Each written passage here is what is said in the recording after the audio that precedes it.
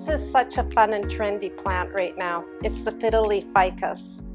He has a little bit of a dark side to him. Grows in the Amazon. These trees get absolutely massive, and the mother tree will throw down all the little seedlings, all the little seeds, and they land in the canopy of other trees. As the little tree begins to grow, it grows in the other tree and it will send roots down, and the roots wrap around and it will kill the tree that it's growing in. And this plant will use all the nutrients from its host tree and become another massive tree. They're very easy to grow, but they don't like being moved around.